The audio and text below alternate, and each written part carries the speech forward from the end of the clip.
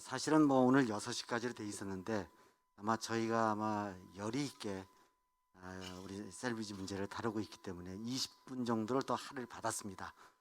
그래서 우선 플로어에서도 좀 저희가 토론을 좀 할 수가 좀 있을 것 같으니까 플로어에서 좀 얘기를 하고자 하시는 분들은 좀 간단하게 본인의 어떤 소개를 하고 그 대신에 질의는 좀 가급적 좀 짧게 해서 좀 얘기해 주셨으면 좋겠고, 그 사이에 우리 사무총장님께서 혹시 그 채팅방으로 들어온 질의가 있으시면은 좀 저한테 넘겨주시면은 좋을 듯 싶습니다. 우리 김영욱 부장님께서는 저 역시 그 군안업체의 어떤 필요성,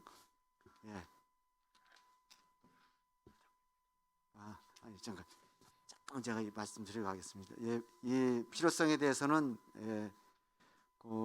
아마도 이 선보사나 보험사 입장에서 좀 필요하다는 아주 가장 기본적인 그런 입장을 아마 피력을 하셨고, 또 기본적인 어떤 원칙 중에 이 노키오 노페이 뭐 이런 쪽의 어떤 입장 이렇게 얘기하셨습니다만은 이 군안 이쪽에서 보면은 숨어 있는 원칙 중에는 아마 신의 성실의 원칙이라는 것도 아마 있는 걸로 알고 있기 때문에 아마 이런 것이 적절하게 아마도 이게 조합이 돼야 되지 않느냐, 뭐 그런 좀 얘기와 함께, 그리고 이제 가장 많이 강조하신 것이 역시 그 정부가 좀 나서서 좀 해야 되지 않겠냐라는 어떤 주체 측면에서 얘기를 하시면서 동시에 이 해운 업계라든가 또는 유관 단체가 좀 함께 해야 된다. 뭐 여러 가지 측면에서죠. 뭐 기술, 인력, 뭐 장비 제공 뭐 등등해서 이렇게 좀 말씀을 좀 해주신 것 같습니다. 좋은 말씀이었다고 일단 생각이 되고요. 지금 플로어에서 지금 바로 제가 질의를 하려고 좀 계신 우리 민현 회장님 좀 말씀해 주시죠. 질의 부탁합니다.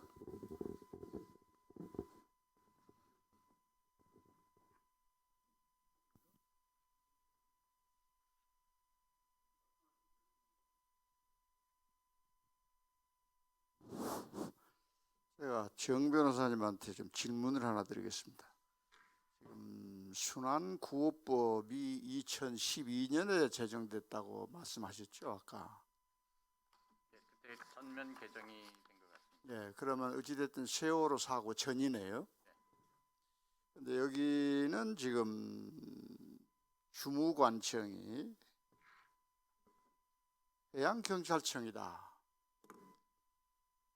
아까 그렇게 말씀하신 것 같은데 맞습니까? 그러면 만일에 이 주무관청 해양경찰청이라는 그 내용의 해석이 인명구조나 뭐를 한다, 뭐 살베지를 한다거나 이 재산구조를 한다거나 했을 경우에 국내에서 났을 때 이야기입니다. 해양경찰청이 직접 하거나 임명을 할 수도 있다. 그렇게 해석이 됩니까? 여기 보면은 이제 그 순환구호의 경우에 해수면에서의 순환구호는 구조본부의 장이 수행하고, 내수면에서의 순환구호는 만서의 장이 수행한다. 이래서 이런 그런 식으로 돼 있는 것 같습니다.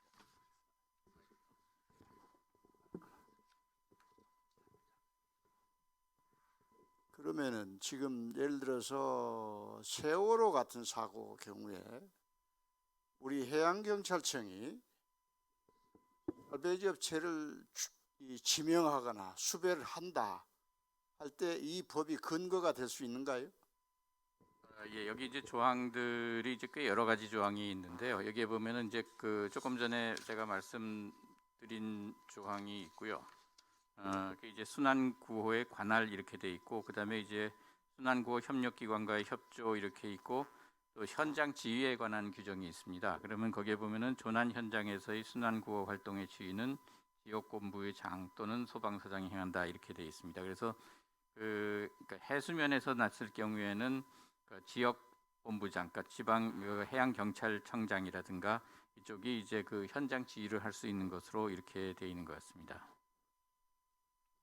제가 이 질문을 드리는 취지는 네. 외국의 지금 해양경찰청법 자체가 국내 예를 들어서 영해 내에서 어떤 이런 사고에 대해서는 그건 거기에 자동 이렇게 현장 지원을 하고 필요한 구조 행위를 해야 되는 걸로 돼 있는 걸로 아는데, 지금 순환구호법에 이렇게 이런 조항이 명시적으로 들어 있음으로 해서 해양경찰청이 어떤 긴급 상황 시에 살베지 자체에 어떤 이 지명을 한다거나 할 가능성이 있는지 그거를 한번 여쭤보는 겁니다.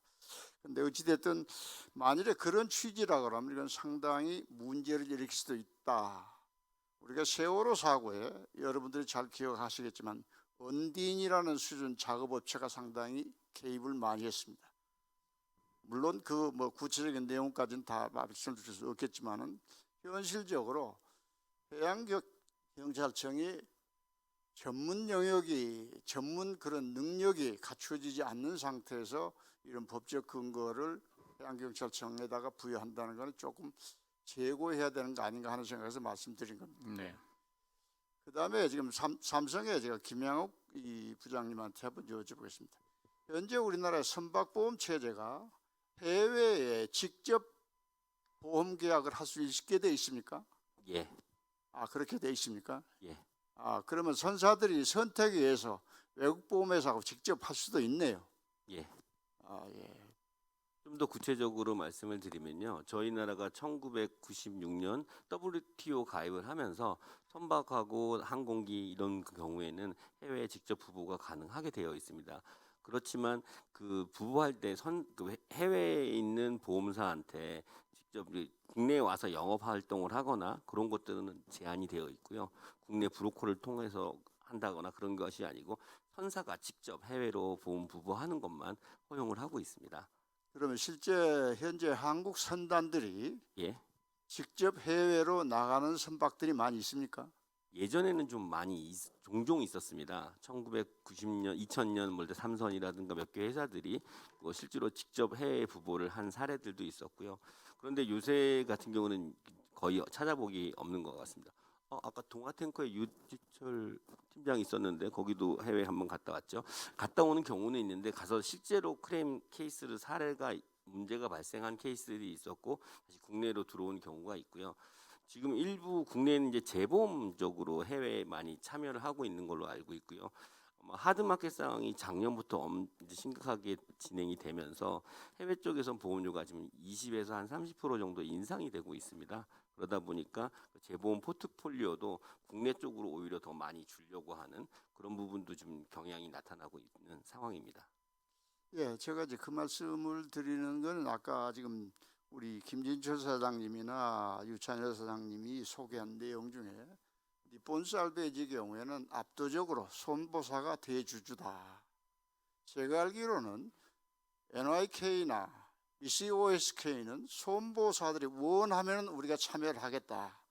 손보사가 대주주뿐만 아니라 전체 주식을 가져도 우리는 거기에 전혀 이의가 없다. 원하면은 우리가 손보사 요청해서 하겠다. 바꿔 이야기하면은 니폰 살베지의 기본 운영 자체의 실수익자는 손보업계다 하는 전제가 공통 인식이 있다고 저는 이렇게 봅니다. 그래서 지금 여러분들의 이야기를 정리를 해보면은 한국의 전문 살베지 협찬을 소위 이야기하는 풀스케일 살베지 회사는 비현실적이다. 다만 ETV는 우리가 가질 필요가 있다. 그러면 상당히 저는 어떤 면에서 보면은 어떤 이 스케일 규모가 좁혀졌다고 생각합니다. 제가 참고로 말씀드리면은 오래전에 선주협회 회장님하고 주무부 장관하고 사이에 이야기가 있었던 걸로 압니다. 그래서 상당 액수의 예산까지 검토가 됐던 걸로 저는 그렇게 알고 있습니다. 제가 구체적인 상황은 제가 직접 확인된 게 아니기 때문에 제가 이렇게까지밖에 말씀을 못 드리는데 무슨 뜻이냐 하면은 우리 해운업계나 주무관청인 해양수산부에서도 한국의 어떤 최소한의 긴급 대응 능력은 갖춰야 될 필요가 있다 한다는 그런 이야기입니다.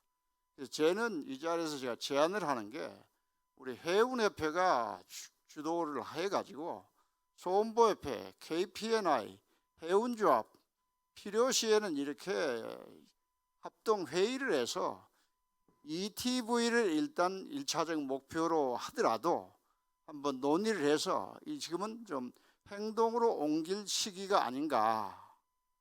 그 다음에 또 하나는 이제 해운업계에 보면은 미국의 경우에는 미국의 소위 EEZ 내에 들어오는 선박에 대해서는 국제 미국 코스트가드가 인정하는 전문 살베이지 회사하고 우선 사용 계약을 하도록 만들어 놨습니다.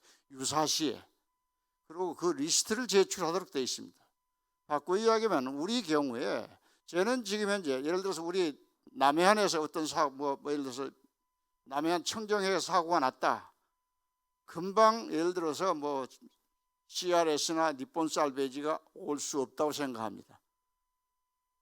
그렇기 때문에 과도기적인 현상으로 과도기적인 조치로 우리도 우리 뭐 큰 선사들은 적어도 동남아 정도에 커버할 수 있는 그런 전문 살베이지 회사하고 우선 서로가 우대 계약입니다. 일종의 우대 계약을 권고를 하거나 그런 걸 어떤 면에서는 법제화할 필요가 있는 거 아닌가. 그래서 우선 해운협회가 한번 이 문제를 그렇지 않아도 전에 이걸 검토를 했고 주무장관하고 해운협회 회장하고 논의가 있었기 때문에 상당히 이렇게 기본 어떤 이해관계는 조성이 돼 있다고 봅니다. 그래서 조금 주도적으로 해운협회가 소음부협회, KPNI, 해운조합 필요하면은 예를 들어서 뭐 해수부까지 돼서 그런 거를 좀 추진할 필요가 있지 않겠나. 이걸 우리 조봉기 상무님한테 이제 건의를 합니다. 예, 고맙습니다. 예, 감사합니다. 더 얘기하실 분이 있으신지는 먼저 예, 우리 예, 간단하게 본인 소개를 간단하게 뭐 저희는 알지만서도 우리 저런 예, 말씀하시 주시죠. 여보세요? 네, 오늘 발표 아주 감사하고요. 잘 들었습니다. 사실 그 살베이지 산업에 대한 것에는 진짜 저희 해운업계에서 그렇게 큰 관심을 가지고 이걸 바라보지는 않았을 거로 생각하는데 여기 유찬열 대표님이 계시지만 사실 저 해양대학이나 이런 데서는 이런 문제를 가지고 여러 번 그 세미나도 하고 했던 것을 알고 있습니다. 2년 전에 그 해양대학에서 해사 안전 포럼을 했었죠. 그때 우리 유찬열 대표님이 나오셔가지고 우리나라 그 살베이지 산업이 앞으로 어떻게 해야 될 것인가 이런 과제에 대해서 설명을 해주시고 거기에 대한 명쾌한 또 이론을 얘기를 해주셨습니다. 근데 오늘 이 세미나는 참 의미가 있고 굉장히 참 잘 됐다고 생각되는데 다만 아쉬운 점은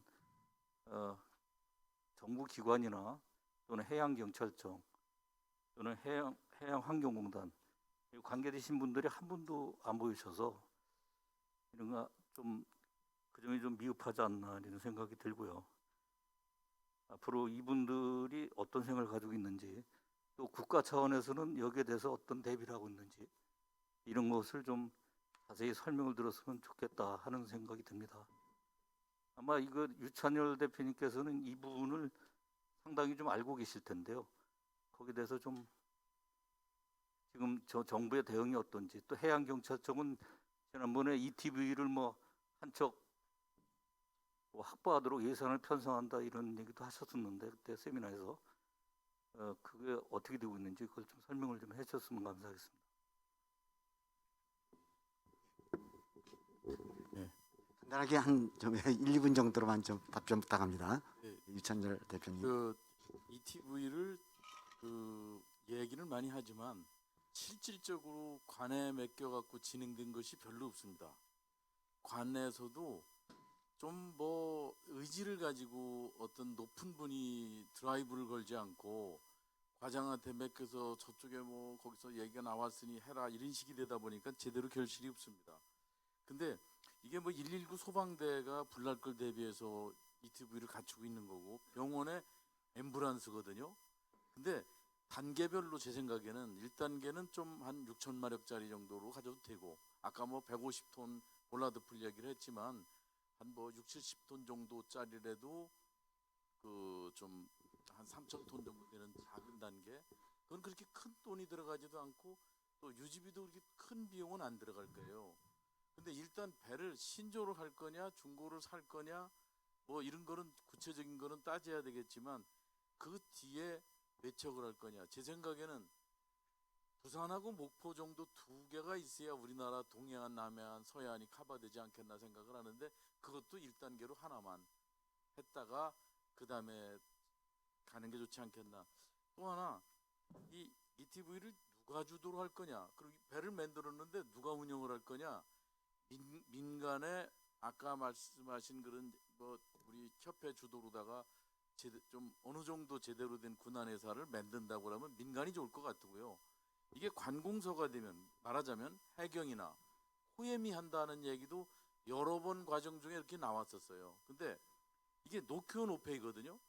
그럴 경우에 공무원이 책임을 질 수가 있냐? 노큐어 됐을 경우에 그 책임 문제가 나올 것도 같고 또 하나는 코리안 플래그인 경우에는 나름대로의 의미가 있는데 외국 선박에 외국 선원이 타 있을 경우 한국 선원이 아닌 경우도 해난 사고가 났으면 그럼 우리는 못해. 해경이 가지고 있는데 해경이 우리나라 국고를 가지고 왜 외국 배를 해줘? 이런 문제도 있을 수 있거든요. 그래서 이게 뭐 상당히 구체적으로 진행되려고 그러면 또 좀 얘기될 것이 좀 많이 있을 거라고 생각합니다. 현재로다는 뚜렷하게 이렇게 진행하자라는 것이 정리가 되고 진행한 건 없어요. 감사합니다. 아마도 이 문제에 대해서는 어떤 명확한 결론을 이 자리에서 낼 수 있는 뭐 성질도 아니고 또 논의가 진행되고 있기 때문에 앞으로 좀 더 많은 아마 그 협의가 좀 필요할 것 같고요. 이거 관련해 가지고서 아마 우리 해운조합의 우리 조 전무님 뭐 좀 말씀하실 수 있는 게 상황이 좀 있을 것 같은데 예, 제가 좀 지명해서 좀 저기 답변을 좀 부탁을 좀 드리겠습니다. 저 마이크로 좀 주시도록 하고요. 그 사이에 우리 유민영 교수님께서 이제 우리 회장님께서 말씀하신 것 중에서는 이제 이 법적인 정비 문제 운항 관련해서 아마 좀 그 얘기를 좀 하셨고요. 또 최소한의 어떤 긴급 대응 능력을 갖춰야 되기 때문에 ETV의 도입에 대한 문제를 제기를 하시면서 동시에 이 어떻게 보면은 이 뭐 KPNI라든가 선로의 보험사 또 해운협회 필요시에는 정부까지 예, 참여하는 어떤 협의에 어떤 단계로 하면 뭐 태스크포스가 될지도 모르겠습니다. 아마 이런 것들이 어떤 것이 좀 필요하지 않겠냐라는 얘기를 아까 하셨습니다. 근데 여기에 대해서도 혹시 의견들이 있으시면은 저 추가적으로 조금 해주시면 좋을 것 같고요. 자, 우리 조 전무님 좀 부탁 좀 드리겠습니다. 예, 뭐 다른 뭐 코멘트는 아니고 우리 윤 회장님이 제안해 주신 내용을 그 100% 받아들여서 말씀해 주신 대로 선보협회나 해운조합, P&I 네, 이런 얘기는 이미 뭐 해경이나 공단이랑 같이 어울려서 이야기가 진행되고 있다고 하니 다 같이 모여서 좀 구체화시키고 그냥 구름 위에 떠 있는 이야기를 좀 밑으로 가라앉혀 가지고 잘 그림을 그려서 우리 정치권이라든지 국회의원들 동원해서 예산도 좀 확보하고 이런 식으로 좀 구체화하는 작업을 저희 협회가 추진하도록 하겠습니다. 예, 협회 자원에서 아마 좋은 제안을 좀 해주신 것 같습니다. 우리 윤민현 회장님 말씀하신 데 대해서 우리 조원기 전무님께서 해운협회가 어떤 점에서는 이 문제를 해결하기 위한 어떻게 보면 주도적인 역할 아마 이것이 좀 필요하다고 좀 느끼시고 좀 해주셨는데 감사를 드리고요. 우리 이철원 이제 우리 국장님께서도 아까 말씀하셨습니다만은 해경 해수부 또 코엠 이게 이제 해양환경관리공단이죠. 이런데 어떤 참여가 좀 없어서 조금 미흡하다 하지만 현재 하여튼 유튜브로 저희가 방영되고 있기 때문에 어떤 점에 있어서는 그쪽으로 이게 전달이 될 수도 있고 또 우리가 또 전달을 해야 된다고 생각이 됩니다. 그래서 아마 저희 회사 포럼이 이런 기관들이나 이런 단체들이나 이런 정부하고 아마 접촉을 해서 이 문제를 지금 오늘도 이런 나온 내용들이 아마 전달이 될 수 있을 거다 이렇게 좀 생각이 좀 됩니다. 또 뭐 추가적으로 또 질의하실 분 혹시 플로우에서 계시는지요? 그러면 이 마지막으로 아까 뭐 우리 두 분 발표자분들께 1, 2분 정도 코미트 할 수 있는 기회를 제가 드린다고 그랬는데 우선 우리 김진철 대표님 좀 1, 2분 정도 마무리 말씀 한번 해주시죠. 참 이태비가 굉장히 대두가 어떻게 보면은 여기서 됐는데 사실 이태비라든지 이태비는 굉장히 비용을 싸게 할 수도 있습니다. 왜냐하면 이 네덜란드 애들은 굉장히 효율적이거든요. 걔네들이 이태비를 어떻게 했냐면 그냥 입찰을 붙였습니다.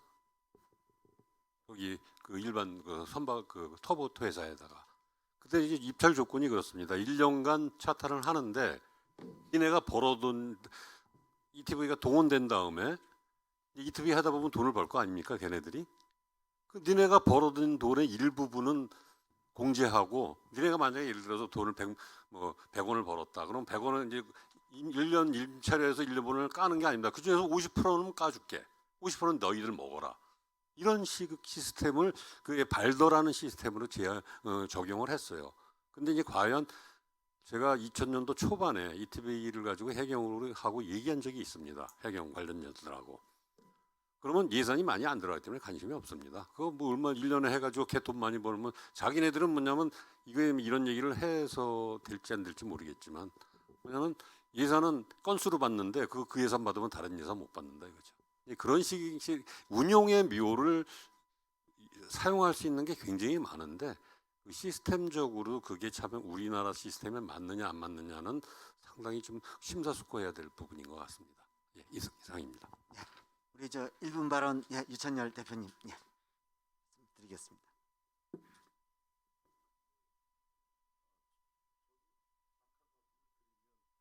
저는 현실적인 얘기로 말씀을 드리는데, 마이크 네, 국내 군안 회사들한테 지불을 하는 우리 그 주로 보험사들의 인식이 좀 바뀌어질 때가 됐지 않나.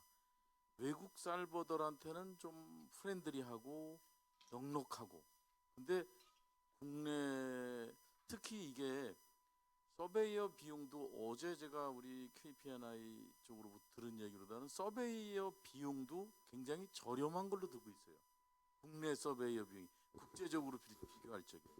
그러니까 구조비도 마찬가지로 이걸 무조건 싼 쪽으로만 가다가 보니까 이게 보험사가 지침을 서베이어들한테 야, 싼 데다가 줘 이러니까 서베이어들은 또 제일 싼 데만 와. 잘하고 못하고는 상관이 없어요. 지난해 우리 KPNI 선박인데 그 붕따오에서 호치민 들어가는 중간에 그 컨테이너선이 사고가 났었거든요. 근데 그걸 로컬에다가 줬었어요. 근데 제가 베트남 쪽으로부터 들은 얘기가 말씀 좀 굉장히 부탁합니다. 왜 제대로 된 업체를 안 줘서 싸게 주다가 보니까 시간이 오래 걸리고 또 인명사고가 나고 이러다 보니까 자기들은 돌아서 가야 되고 그 선사들로부터 굉장히 크레인을 받았거든요. 그런 로이스트보다는 인식 전환이 필요하다라는 말씀으로 마무리를 짓겠습니다. 예. 우리 저 유찬열 대표님 이제 인식 전환에 대한 아주 현실적인 그 업계의 어떤 입장을 좀 말씀해 주신 것 같습니다. 시간이 사실 다 됐습니다. 그래서 마지막 아마 정리를 해야 될 그런 타임인 것 같습니다. 아마 이 내수를 넘어서면은 어떻게 보면은 이 군안업체 우리가 가능하지 않겠냐라는 얘기까지 나왔습니다만은 그러나 현실적으로 볼 적에는 좀 어려우니까 최소한의 어떤 긴급 대응 능력을 갖출 수 있는 아마 이런 정도의 선에서 얘기가 좀 됐으면 좋겠다. 그 대표적인 것이 아마 ETV 긴급 예인 선박 이런 계통인 것 같습니다. 그런 장비라든가 이런 것은 좀 가능하지 않겠냐는 얘기가 나왔고요. 또 이런 것을 논의하기 위해서는 이런 여러 가지 문제를 우리 각 주체가 참여하는 어떤 협의에 우리 또 윤민현 회장님 제안해 주셨고 우리 조봉기 전무님께서도 해운협회에서 이걸 받아가지고 이걸 좀 추진하겠다는 것은 오늘의 좋은 어떤 제안으로다가 해수부라든가 이런 관계기관에 전달할 수 있고 또 우리가 그렇게 운영해 갈 수 있을 것 같습니다.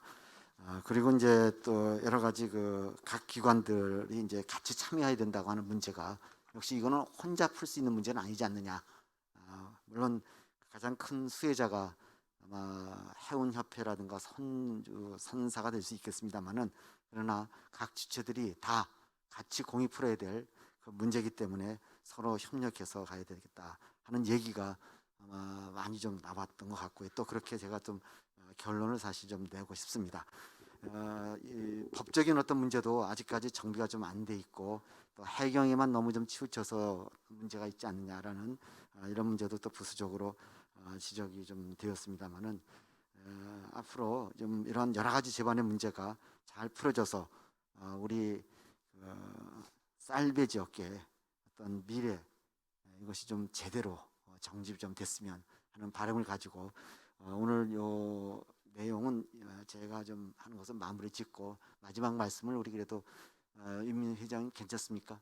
다 말씀하셨습니까? 예. 그러면은 오늘 더 이상 말씀하실 분이 없는 것으로 하고 앞으로 쌀배지 업계의 미래를 우리가 좀 기대하면서 오늘의 이 토론 또 우리의 발표 이런 것들 마치도록 하겠습니다. 여러분들 참여해 주셔서 감사하고요. 특히 유튜브에서 끝까지 시청해 주신 이런 분들께도 감사의 말씀을 꼭 전하고 싶습니다. 감사합니다. 장시간 발표와 토론을 맡아주신 여러분 수고 많으셨습니다. 포럼 현장에 참여해 주셔서 응원해 주신 여러분 고맙습니다. 또한 유튜브로 생방송을 시청해 주신 여러분 고맙습니다. 오늘 유튜브 방송은 며칠 후에 녹화본으로 다시 여러분께 소개됩니다. 유튜브에서 베이연구소 혹은 회사 포럼을 찍고 들어오시면 녹화 동영상을 시청하실 수 있습니다. 오늘 발표된 자료는 한국회사 포럼 홈페이지에서 열람하실 수 있습니다. 그러면 이것으로 사단법인 한국회사 포럼이 주최한 제3회 공개 포럼 한국 셀비지 산업의 현재와 미래에 관한 발표와 토론을 모두 마치겠습니다. 고맙습니다.